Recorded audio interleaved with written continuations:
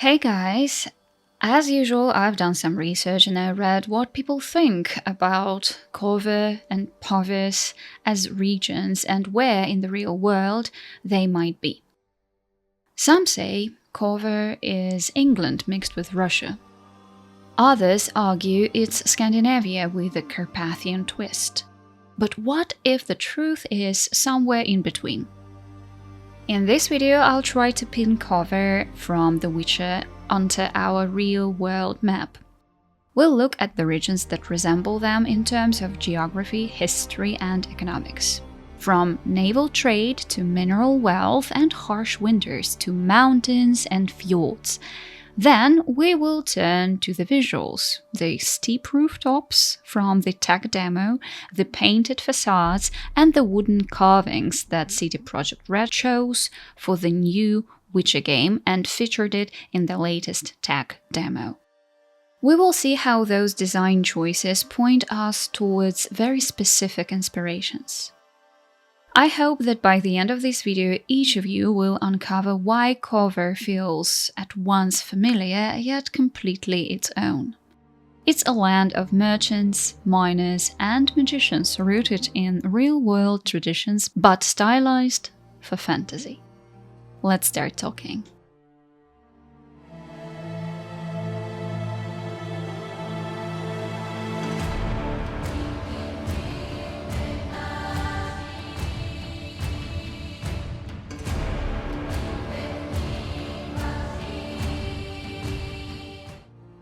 Let's begin with history and geography, shall we? Where could Kovir and Poviss fit if they were on our world map? Well, Sapkowski's universe was written in the 90s, and the real-world state was slightly different back then. Still, he channeled many references. Surprisingly, one strong candidate is England. We know that Kovir thrives on commerce and naval trade. Its merchants and bankers are so influential that even kings and mages depend on their coin. This reminds us of England's rise as a maritime and financial hub, shaping politics across Europe without needing massive territorial conquests. Another possible parallel is Russia. Kovir's economy is built on resources like gold, silver, salt.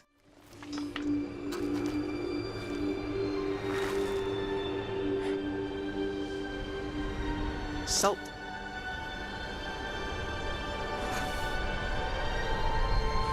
Almost had me fooled, Fruin. No eternity is taking that damn salt to arrive. I found them. And, well, suffice to say, they'll not reach you. As for the salt, I found not one speck. Minerals in general, just as Russia's is built on oil, gas, and mining. It's also isolated, pushed far into the north, and has long winters that shape its independence. Therefore, Kovir is a land where the climate itself becomes a fortress.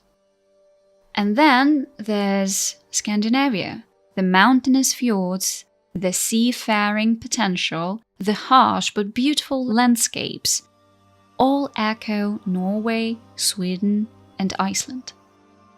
Scandinavia also carries the sense of being a wealthy, educated, yet slightly aloof region on Europe's edge, which is yet another strong match for Kovir.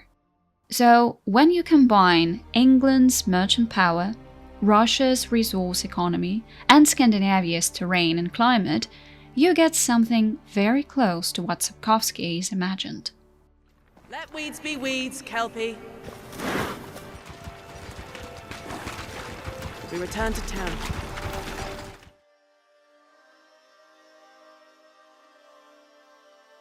Now, let's step away from economics and politics and look at something more immediate. The visuals, of course.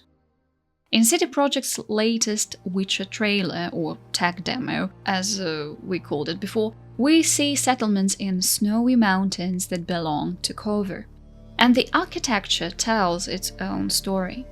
First, the Scandinavian influence, The steep, snow-shedding roofs and massive gables are practical solutions for heavy winters, just like in Norway and Sweden.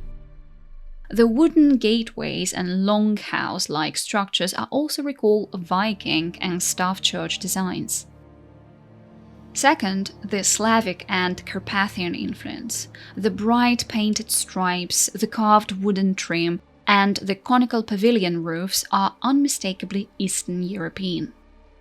They echo various Slavic settlements with their colorful window frames, the wooden churches of Marymos in Romania, and the folk houses in the Ukrainian Carpathians. The use of bright colors in a landscape that's full of snow gives the settlements a sense of identity and warmth, very typical for Slavic rural design.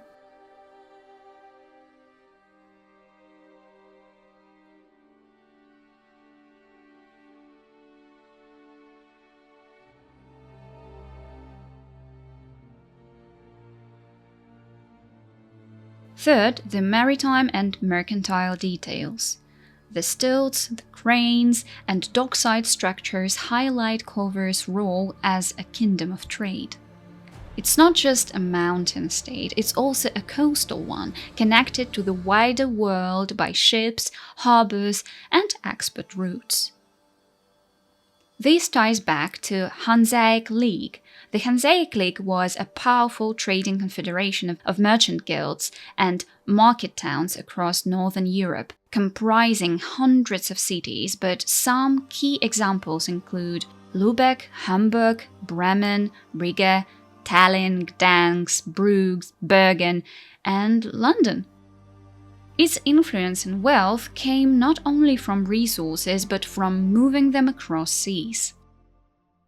So, visually, Kovir isn't built from scratch. It borrows recognizable elements from Northern and Eastern Europe, blended into something very unique.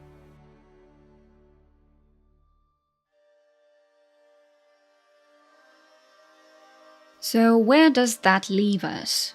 Kovir and Poviss aren't direct copies of any one country. They are a hybrid, somewhat of a stylized blend of Northern and Eastern Europe. The steep gables and snowy docks recall Norway and Sweden. The bright wooden trims and folk patterns bring us to Poland, Ukraine, and Romania. Its wealth of resources and isolation echo Russia's frozen north, while its merchant power and political neutrality mirror England or even Switzerland.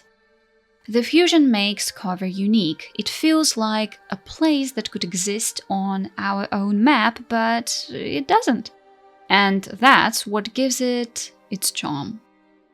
It is a kingdom shaped by both history and imagination, standing at the crossroads of Europe, and yet belonging only to the world of The Witcher. Have fun, play video games, and I'll see you in my next video.